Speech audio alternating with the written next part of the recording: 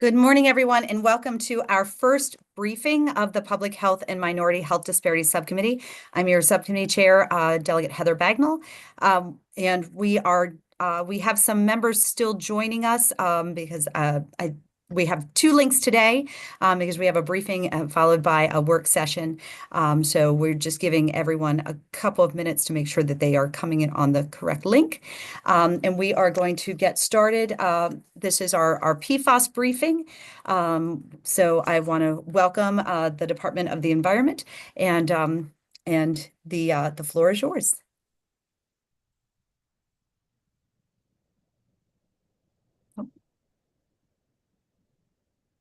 Looks like we lost Rachel Jones. I lost my video. I'm here, Madam Chair. I thought there you are. I thought MDE and from the Department of Agriculture we have Rachel Jones, and from the Department of the Environment we have Alex Butler. And if you want to go ahead and get started.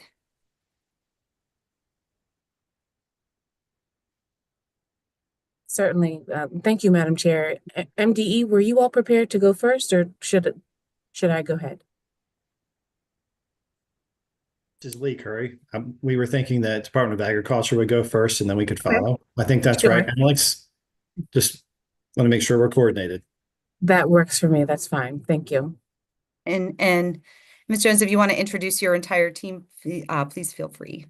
Sure. Thank you, Madam Chair. So I'm Rachel Jones. I'm the Director of Government Relations for the Maryland Department of Agriculture. And here with me this morning is my colleague, Assistant Michael Calkins, who is the Assistant Secretary of Plant Industries and Pest Management here at MDA. And I'd like to share my screen. There we go. Yeah, we're seeing your screen. Excellent. Great. Okay. So some of you may recall that in 2023, a piece of legislation passed that it established a work group that required MDA, MDH, and MDE to convene a work group to study the environmental impacts and health impacts of PFAS. And so today we just want to share with you the results of that report and the findings that we here at MDA collaborated on with our sister agencies. And so that work group was tasked with studying an analysis of health and environmental impacts of PFAS and pesticides, identifying testing methods capable of testing for PFAS and pesticides, examining characteristics that distinguish testing methods for PFAS, whether it's a difference between the methods that are approved for drinking water versus those approved for pesticides and other substances.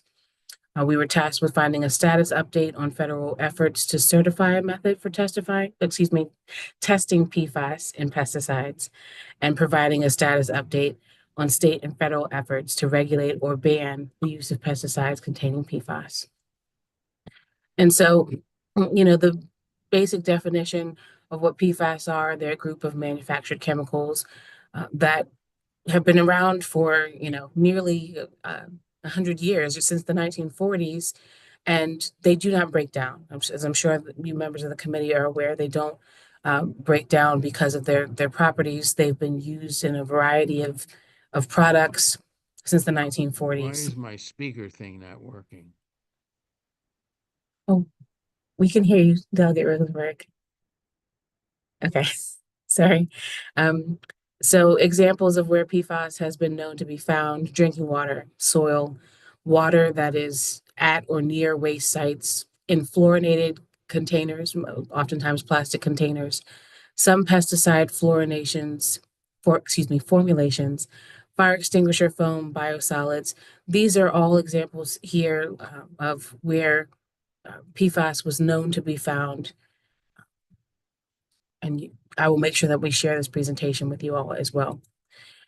Now, as far as the pesticide formulations studies, here at MDA, our state chemist section has to register every single pesticide that is for sale in the state of Maryland.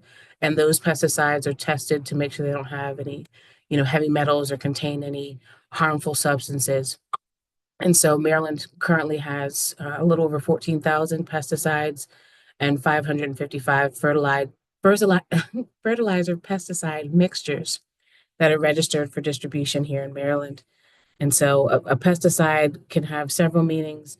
It's a substance that prevents, destroys, repels, or mitigates a pest, such as like rodenticides and things like that that you would use for pest control. Pesticides can also be used as a plant regulator, defoliant, or desiccant, and also as a spray adjuvant, such as like a wetting agent or adhesive. And so for our purposes, we say there are fertilizer pesticides and then there are just general pesticides. Obviously, they can come in various forms. There's a liquid form, and then there are granular solids as far as the way that we see pesticides, but then there are also some gases.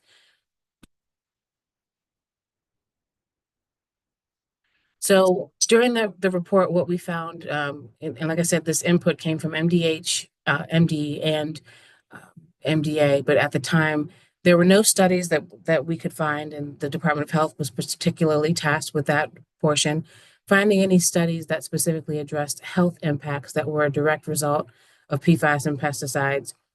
No studies were identified that provided exposure models or epidemiologic data that showed that PFAS and pesticides contributed to human exposure or health effects. However, the general studies show that exposure to PFAS has been linked to many adverse conditions, including impaired immune system responses, liver damage, cancer, developmental issues, and so on. So we know that there is a correlation, but the Department of Health at the time of the study basically said there is no data available to show like the direct link, the direct cause. But we know that these things cause adverse effects. And so MDH, they have a lab that's EPA approved to run various test methods on waters, solids, biosolids, fish, crab, clam, oyster, and chicken tissues. And the purpose of those specific testing methods was to try to identify PFAS in the parts per trillion range. And they work to try to make sure that within the testing methods that they're using, that they can eliminate to the extent possible any false positives or false negatives when they're trying to test those substances above or products above for PFAS. And so federal methods to certify, obviously there are methods as listed above on the previous slide for the products that we just discussed. The EPA has developed a testing method for PFAS, and they've developed a method for testing fluorinated and non-fluorinated high-density polyethylene containers and a limited number of mosquito control products. And so what they found was unused non-fluorinated jugs have substantially less total PFAS than unused fluorinated jugs and drums. And the fluoridated drums have the highest PFAS content. And so what they were finding is what they believed was happening, these particular labs that are listed above, the ACB, ACL, and BEAD, these are labs that are certified by the EPA to validate various testing methods. So the EPA will say, we believe we've got a testing method, and these various labs will all run that same method to make sure that they're all seeing the same results, and they validate those results. And so what they found is that they believed that the containers contain PFAS, and that the PFAS in the containers was leaching into the pesticide products. And so the pesticides themselves were not known to contain PFAS, but as they tested them over time, different time frames in different containers, they found that their conclusion was PFAS had leached from the containers. And one of the solutions for that was to require manufacturers to switch from those fluoridated containers to stainless steel or non-fluoridated containers. And so most pesticide products contain substances in addition to the active ingredient that are called inerts, or sometimes listed as other ingredients. So an inert is a general, it's a group of similar substances other than the active ingredient that is intentionally included in a pesticide product like emulsifiers, solvents, aerosol propellants, fragrances, and dyes. Those things would be considered inerts. And so as the EPA began doing their testing for some of these inerts, they removed 12 chemical compounds from that list of inerts and said these chemical compounds are not approved because they have been identified to contain PFAS compounds. And that happened a couple of years ago in 2022. And so currently in pesticide products, none of those 12 compounds are legally allowed to be used as an inert. And the EPA continues to do this testing to figure out if they need to rule out any other products. And then in May of 2023, the EPA released some more lab results related to pesticide products that were reported to contain PFAS residues, because again, some of that was leaching from containers. The EPA ran those tests and did not find any PFAS in the tested pesticide products, which differed from the results of a study that had been published in the Journal of Hazardous Materials. And that study, I believe, was presented to the committee in 2023 when the legislation came before the committee the first time to ban certain products here in Maryland. And so the EPA stands by and says that they are confident that the results of their new testing method specifically target PFAS and pesticide products that are formulated with surfactants. And so they're standing by their position that they've established certified testing methods and that so far they've not been able to test pesticides that were positive for PFAS that stood alone outside of what leached from containers. And so what we've done here at MDA is we've been using our confidential statement of formula, which is a process that we use to determine if there are PFAS compounds in any of the pesticides. And so out of our over 13,000 products that are registered here in Maryland, we've tested about 750 so far through this process and have not found any to contain PFAS as an inert ingredient. And so we're continuing to follow EPA guidance and constantly trying to update and verify and make sure that the products that we are registering for sale and use here in the state of Maryland are safe for the environment and safe for human contact. And so, like I said, we'll continue to review those. So when the work group convened and concluded its findings in November of 2023, there were two conclusions. One was that at the time EPA was still developing their formulation, they have since done that. That was specifically for for testing PFAS in pesticides. And two, that we would analyze the formulations as I just listed above. And so we've been doing that. Those were the two recommendations that the work group had with the three agencies combined. And as of January 2024, there's a finalized rule. So EPA has tried to tighten up their testing methods for all of these substances: wastewater, groundwater, surface water. And so there are more validated test methods to try to just improve the way that we test different substances for PFAS across the nation. And that's all.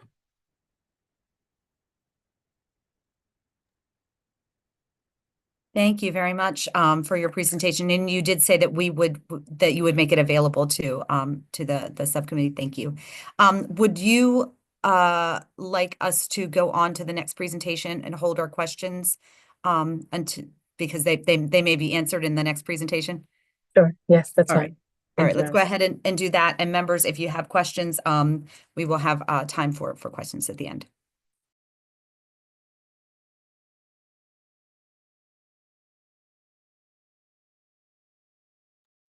The Department of the Environment, take it away. Alex, did you want to share the presentation?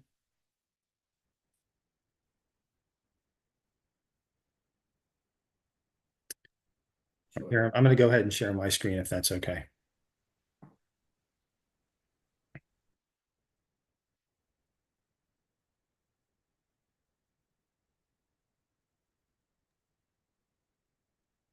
Can you see the PFAS briefing? Yes, it just came up on our screens. Okay. And then does that make it full size? Yes. Perfect. All right. Thank you. Good morning, Madam Chair, members of the committee. I'm Lee Curry. I direct the Water and Science Administration at Maryland Department of the Environment. And I have, there's several other folks that are going to be part of this presentation too. I come at this from the water perspective, but we also have Rick Kessler joining us. He's the Director of the Land and Materials Administration. And we have Stephanie Cobb-Williams. She is the Deputy Director from the Land and Materials Administration. What I'm going to do is talk first, and then I'm going to hand this over to Rick Kessler and then Stephanie Cobb-Williams. And afterwards, we're all available to answer any questions that you may have. First, I just want to start with MDE's role in PFAS, and going to start more broadly with PFAS. I mean, we have a statewide action plan. We're working on PFAS as it relates to drinking water, wastewater, discharges to the bay, to tidal waters. This specifically, I'm going to zoom in on PFAS and in particular pesticide application and pesticide permitting. Let me start with what we regulate with respect to pesticides. We have a pesticide discharge permit. The idea of that permit and what it accomplishes, it's regulating pesticides as they discharge into surface waters of the state. It's titled 17 PE. 17 was the year it was developed. It went into effect in 2020. The PE just stands for pesticides. So again, it's been since April 1, 2020, it's been in effect. The coverage, what that permit requires from applicants when they receive a permit, first to know that agriculture use is exempted from that permit because that's regulated by the Department of Agriculture. The permit covers applications for mosquito control, for weed management, for algae management, nuisance animal control, forest canopy, pest control. It's a general permit, which means that there are registrations under that permit. So registrations are all the different applicators. There's about 500 to 600 of those registrations under this permit. MDA, Department of Agriculture, does have some registrations under this. DNR, Department of Natural Resources, has some permits for managing examples of like Phragmites. And then homeowners associations have to apply and get a permit to deal sometimes with algae that's associated with weeds on lakes or shorelines. The key requirements for our permit is we're primarily concerned about toxicity from pesticides and how that affects the aquatic life, the fish and bottom communities in our waters. We use and require as part of that permit to only have EPA or Department of Agriculture approved pesticides. And we want to make sure we're in compliance and lean on very heavily some of the federal information. One is called FIFRA, Federal Insecticide, Fungicide, Rodenticide Act. So the licensing and certification for pesticides does occur through Department of Agriculture, and especially those aquatic pesticide applications. What our permit is primarily designed to do is have best practices, identify the pesticides that can be used, and also the frequency in which they can be used. We are currently working on the next iteration of the permit. These types of permits are typically 5 years, and every 5 years there's an update. It usually ends up happening every 5 to 7. The next permit will be the 25 PE. We're expecting that we're working on that right now through this year. So there's going to be some stakeholder engagement that is part of that. If no PFAS standards exist at the time that we issue the permit, there is a provision in the permit that allows us to update the permit with new science. Our coordination with Department of Agriculture, of course, we work very closely with Department of Agriculture as well as Department of Natural Resources and Department of Health to align our pesticide permitting. Some of the recent collaborative efforts were brought up previously, I think in the previous slides, which covered a lot of how we're working together. We also participate in the EPA's Chesapeake Bay Program office. They're the ones the EPA office that helps coordinate the state partnership. And they're also looking at PFAS sources. They've identified about 60 products that do have PFAS. We have not pesticide products that do have PFAS. We have not seen those products in applications that have come to us. As the previous speaker talked about with the reviewing pesticide product formulations, I think 13,575 is the number that she put out there. So far, I believe it's 2,000 products have been reviewed, and there's no PFAS found as an inert ingredients, but we continue to look at that. Finally, some future considerations is that we recognize that PFAS in general, and then more specifically PFAS and pesticides, is a growing concern.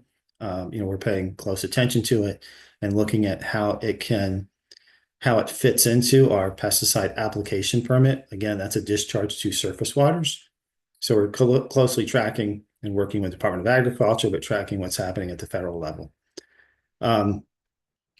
We also continue to review and work with Department of Agriculture as we continue on to in our next permit, the next iteration of this permit, to determine what changes or what improvements we could make with respect to PFAS. So again, kind of a takeaway on this, we do regulate pesticide applications that are non-agriculture to surface waters of the state. We are looking to move to the next stage of our permit. As things evolve, we're leaning on EPA and Department of Agriculture for the information. And again, we'll continue to work closely with our sister agencies as well as stakeholders in developing that. And at this point, what I'm going to do is hand it over to Rick and Stephanie to talk about PFAS and biosolids in Maryland and some of the work that they have been doing. So thank you for the opportunity to share some of this information. Thank you, Lee. Just want to say good morning. I'm Rick Kessler. I joined MDE last week as our Director of Land and Materials Administration. So very good to see and meet all of you. So I'm going to do an initial presentation and then see if our esteemed deputy who's been carrying this water, Stephanie Cobb-Williams, has anything to add to that. But as you can see, in August 2024, MDE established tiered recommendations for wastewater treatment plants and farmers regarding the land application of Class A and Class B biosolids as fertilizer. So beginning in January 2025, sewage sludge utilization permittees are required to sample their Class A and Class B biosolids for PFOS and PFOA at varying levels of frequency based upon the amount of sewage sludge generated. MDE is currently reviewing the recent EPA sewage sludge risk assessment for PFOA and for PFOS. And these are, I think others have said, these are very significant chemicals that have been designated as hazardous substances by the EPA.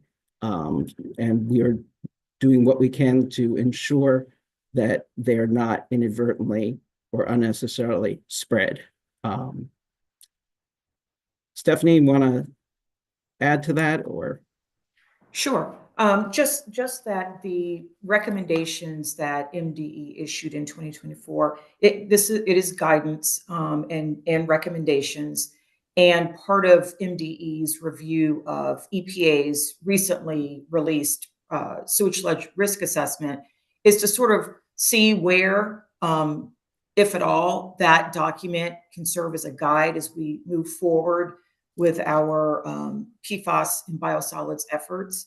And additionally, with regard to the sewage sludge utilization permittees, so we issued letters to our permittees, the Class A and Class B biosolids permittees. I think they came out in December, just modifying just a portion of their permit to require the sampling. And because HB 1153 from the 2024 legislative session required wastewater treatment plants to sample to do certain sampling, we just decided to adopt that same frequency since they're sampling anyway. So we adopted that frequency for them to sample their Class A and Class B biosolids for the PFOS and PFOA. And then based on the tonnage of biosolids generated, that determines the frequency of the sampling. And we have a fact sheet and an information sheet on the Land and Materials Administration's Resource Management Program webpage for under the sewage sludge webpage. But I mean, we have a lot more to do, and other work, not pesticide related, but other work that the Land and Materials Administration does with regard to PFAS in conjunction with the Water and Science Administration and some of our other partners is source track down. If there are sites where PFAS is known or suspected to be present, the Land Restoration Program works with the property owner to establish certain sampling and level of activities. And we do this at federal facilities as well to determine the level, whether there is PFAS present, with the goal in mind that the person responsible, will have some sort of a remediation plan. And this has been really helpful since PFAS has been designated as a controlled hazardous substance, because that gives our administration some regulatory authority in that regard. And I think that's it. Thank you very much. Stephanie, we're ready to answer questions at the end of the session, or whenever it's convenient. Thank you very much for your presentation. And I'm going to go ahead and open it up to the members. I see Delegate Hill, followed by Delegate White Holland. Thank you. Thank you all for the presentation and for your responsiveness to the legislation that's rolled out in the last 2 to 3 years. I just want to get this overall picture. What I think I heard is that the PFAS, we're not finding in the pesticides. So we've tested, and once we cleared up the containers, it's not there. I want to be clear if the containers, these big vats that held them, when we say they're no longer allowed to use containers that can leach the PFAS, we're talking about within our departments and agencies, or we're talking about on private land. So what is the authority, and where might these products still be? Because then I'm trying to connect it back to the last presentation from Williams and Kessler that talked about the sludge. Because if it's not allowed to be sold, purchased, used, with perhaps the exception of substances that were pesticides that were purchased prior to the new regulations going into place that people happen to still have on their property and may still be applying, I'm curious about where the contamination that may be getting into the sludge is. And if it's not there, I'm just trying to figure out, we're doing all this checking, but at the upfront end, Ms. Jones reported that we're not finding it in the substances that we're using anymore. So if we're seeing it at the back end, at the sludge itself, where's it coming from? And who would be best to answer that? I'll start. Go ahead. So thank you for the question, Delegate Hill. So first, yes. So the 12 chemicals that EPA banned that did contain PFAS, again, those have been banned for manufacturing, period. Those products cannot be used for the manufacturing of any pesticide. Now, when it comes to the containers, again, once the EPA did that testing on the non-fluoridated and fluoridated containers, they did then make those recommendations to manufacturers, pivot to stainless steel or something that is not fluoridated, that will not leach. One of the issues, and MDE can probably touch on this even more, but in our conversations with EPA, trying to understand this issue better, we've come to understand that because PFAS compounds and PFOA have been used since the 40s, they're so prevalent, and because they were never intended to break down, they're in our air, they're in the environment, they're in our bodies, right? And so a lot of what we've been told from the EPA in recent years is that it's so prevalent in the environment that it is ending up in the wastewater, because there's a certain percentage of it or amount of it in our bodies, in our homes, it ends up in the wastewater. And that's not something that the wastewater treatment companies can be at fault for. And so while we're making all these efforts on the federal and state level to stop using PFAS and to eliminate how much new PFAS is being circulated in the environment and in our communities, there's not yet been a resource or a way identified to remediate and mitigate what currently exists in our environment and has for over 80 years. That's Okay. part of the problem. All right. So we're talking legacy PFAS. So what you're saying is that from the standpoint of are we putting new stuff in, you're pretty comfortable that the current regulations and the testing has confirmed that current regulations seem to be pretty sufficient for new stuff. And all the monitoring we're doing is about just knowing what the levels are of the old stuff because we can't do anything about it anyway. So how is this helpful? I think it's certainly helpful to ensure that we're doing what we can to not contribute to the problem. And like I said, add to what's already prevalent in the environment.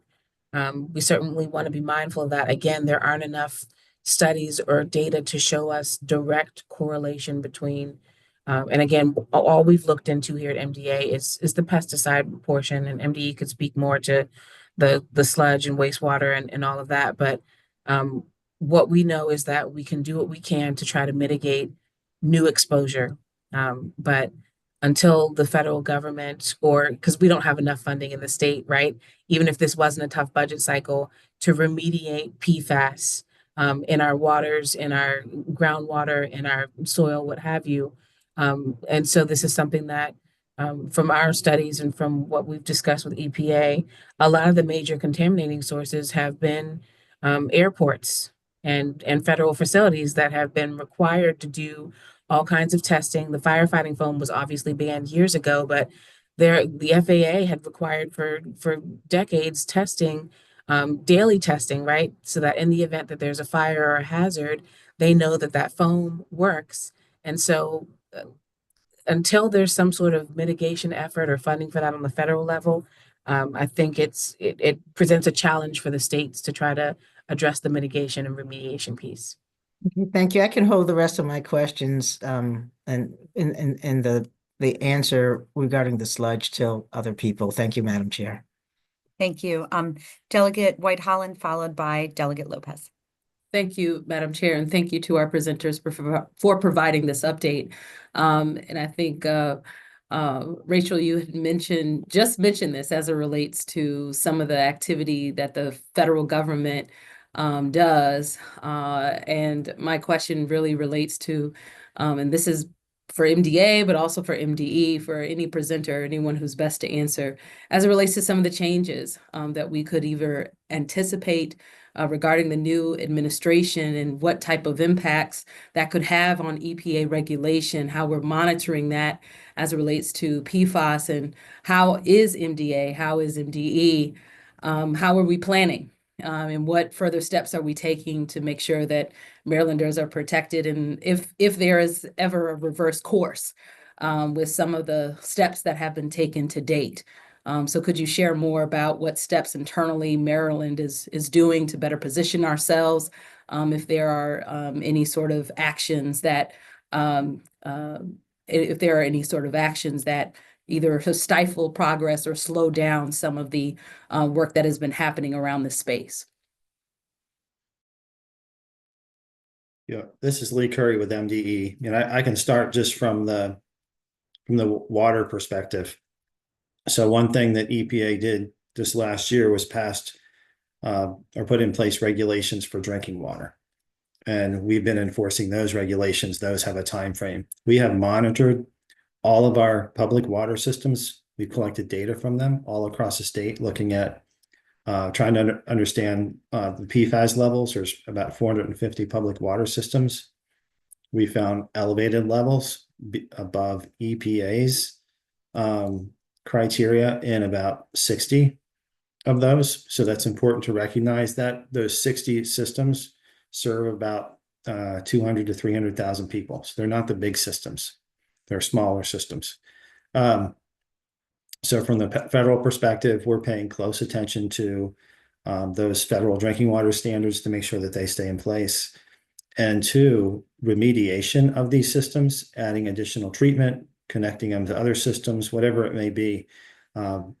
We have been leveraging the infrastructure funding, the federal infrastructure funding to do that. So that is another piece of this puzzle that is very important to us that we've been paying close attention to. And as for the Land and Materials Administration, we've been paying attention to whether and keeping an eye on whether or not PFOS and PFOA, which were in April of 2024 designated by EPA as being hazardous substances under CERCLA, which enables MDE's land restoration program to hold people responsible and require them legally to clean up and remediate PFAS. So we're keeping an eye on that to make sure that we're aware of and prepared to respond if for some reason that designation were rolled back. But the state also has the ability to do the same thing, to designate, certain PFAS constituents as controlled hazardous substances. And the state would be able to, do the same thing, have regulatory authority. And if I can just follow on that question, do we need legislation to have that authority, or is that through the regulatory process? Because I think I'm seeing a lot of nodding heads that if there are efforts that we need to do during this session to codify or decouple from federal regs or mandates, that we want to make sure that we're doing our due diligence. Is that accurate, Delegate White-Holland? I'm nodding, but I'm saying yes, that would be my follow-up question. What further action could we take, given some of the monitoring that you all are doing? And Ms. Jones, I apologize. I think I cut you off. No problem, Madam Chair, no problem. So I would concur with what Stephanie just said. Obviously, we're doing the same monitoring here with all kinds of federal programs. And should anything be rolled back, should any of the bans that we talked about on what products can be manufactured and containing certain chemical compounds, we're watching here at MDA to see if any of those things are reversed. And should that happen, then obviously it would undo some of the progress that's been made. And so to answer your question, certainly legislation could be put in place to codify the existing bans from the recent years that have been set in place so that we know currently MDA has confidence in the regulations from recent years and the sort of laws around PFAS usage and manufacturing that have passed. But what you could do is codify that at minimum. Thank you very much. Delegate Lopez. Thank you, Madam Chair, and thank you everyone for your very thoughtful presentations. And also thank you to Delegate White-Holland, who is so bright and visionary and similar in thinking that she asked the same question that I was going to ask. Just with all of the changes and threats of dissolving the EPA or effectively dissolving it by reducing funding, just wanted to see if there were any gaps in oversight. So thank you for addressing that question.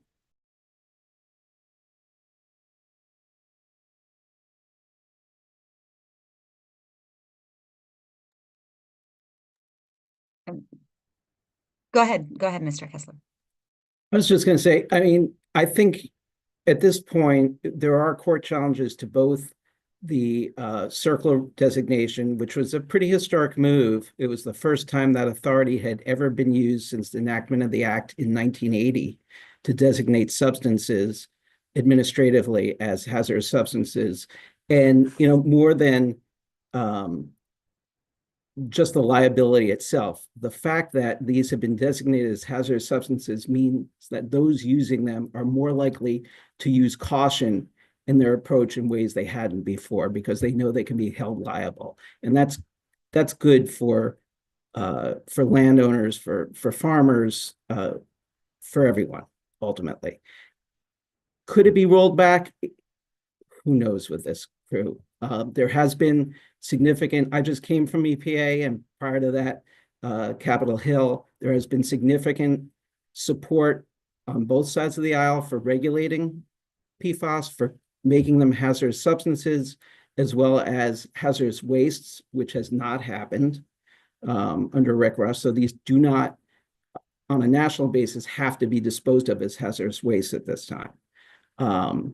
So there is a regulatory gap. There is a current pending rulemaking to designate a number of PFAS substances as hazardous constituents under the Resource Conservation Recovery Act, which it regulates hazardous waste, but that has not happened. That's still pending before EPA. And in terms of drinking water, that's outside my bailiwick, but obviously that has a court challenge too. It does. And just to follow up on the drinking water piece, I mean, EPA promulgated regulations. Other states had independently promulgated regulations, setting their own standards. So if that was rolled back for some reason, and I think there's a lot of support behind it. There's a lot of science behind it. Two compounds in particular have been linked to certain types of cancer. So I think there's a lot of evidence and a lot of work that's been done demonstrating the need to regulate these compounds, certain compounds. So I think the state could also promulgate regulations if it wanted to independently, if EPA for some reason pulled those back. So I think, again, it's two pieces, making sure those regulations, those standards, they're called maximum contaminant levels for drinking water, stay in place. And if for some reason they don't, taking regulatory action within Maryland. And two, we are, as I mentioned, we're very heavily dependent on the federal infrastructure money, the bipartisan infrastructure law, to fix the problems that we've found across Maryland. I think just last year we funded 13 or 14 different drinking water facilities totaling, I mean, it was, I think, totaling $30-40 million, if I have the number correct. So that's a big piece of it, right? That's where, I mean, myself, that's where my concern is making sure we continue to get those dollars into Maryland so we can fix those problems. Thank you very much. And I do want to do a time check. This is a really important conversation. I know that our members are, concerned about ensuring that that we are protecting Marylanders, and we have been, taking our lead from the EPA, but we do recognize that there are some potential challenges going forward. So we do have a work session following this briefing. I want to also encourage members to reach out to the Department of the Environment, the Department of Agriculture, Department of Health, because I'm certain that they would be willing to continue to answer our questions. And I know some of our members are also looking at if we need potential safeguards around our current standards. But I also wanted to see if there were any final questions. I know Delegate Hill, you had additional questions, and I just want to, you're going to take it offline? No, they were already answered. Okay, perfect. Mr. Kessler. Yeah, I just want to note that we also have with us today our new Assistant Secretary, Zach Schaefer. Zach also was at EPA with me and is very well versed on biosolids and water issues. He came from the Office of Water. So I don't know, Zach, if you have anything to add. Yeah, I'm happy to jump in. And apologies for not being on camera. I'm in transit to Annapolis from right now. Can you hear me okay? Yes, go ahead. Okay. No, I just wanted to first reinforce everything that my colleagues from MDE and MDA have shared, but just also add that there was earlier discussion in the briefing about legacy versus current and active sources, and to clarify that with respect to releases into the environment and into waters, there are still active sources coming from certain PFAS, PFOA, and PFOS, even though they've been phased out of production, are still in use. including and for firefighting purposes in the case of PFOS. And then there are, with respect to sewage sludge, for example, still contaminants coming from products that people use. It can end up in commercial wastewater or even residential household wastewater. So I just add this context to sort of help the committee understand that there are still active sources of these particular compounds that we're discussing, but also others among the several thousand that are in this family of chemicals still being discharged into wastewater treatment plants, into landfills, into the environment. And so, there's room for further action investigation there. There are other states that have also taken, actions beyond what we've discussed here. So happy to continue that discussion if it's helpful. And it's good to meet all of you. Thank you. Thank you. Yeah. And just to add one item onto what Zach mentioned, and thanks, Zach, that was a good overview of our coverage. Also, in Maryland, we've collected data at more than 100 wastewater treatment plants, and just to support, what Zach said, we are finding PFAS at various levels, whether it's background or new, we don't know, but we are finding that in our wastewater systems, which has led to fish consumption advisories in part.